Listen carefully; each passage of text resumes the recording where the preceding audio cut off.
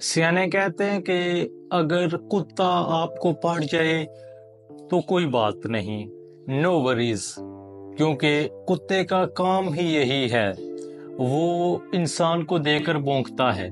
लेकिन जब कुत्ता आपको पड़ जाए तो बदले में आप भी उस कुत्ते को ना पड़ जाइएगा। यानी कुत्ता आपको भौंक रहा है तो आप भी कुत्ते को भौंकना शुरू कर दें या कुत्ते के साथ लड़ाई शुरू कर देंगे तो फिर फर्क सिर्फ टांगों का ही रह जाएगा। इंसान अगर उसे कुत्ता पड़ेगा भी, उसको भौंकेगा भी, तो जो बाशऊर लोग होते हैं वो कुत्ते के पास से गुजर जाते हैं, क्योंकि उन्हें पता है कि कुत्ते का काम ही भौंकना है।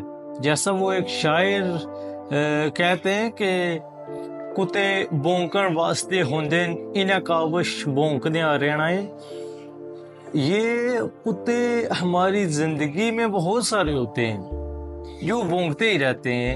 हकीकत में ये सिर्फ चार टांगों वाले कुत्तों की बात नहीं हो रही, इसके अलावा भी बहुत सारे होते हैं जो साबित करते हैं कि वो कुत्ते हैं। माज़रत के साथ ये थोड़े सख्त अल्फाज हैं, लेकिन ये हकीकत है कि कुछ लोगों ने अपना ये वतीरा बनाया होता है। वो गलत काम करके दूसरों को गालियां निकाल के अपने आप को एक तरफ तो चार टांगों वाला साबित करते हैं, लेकिन दूसरी तरफ खुशी भी मना रहे होते हैं।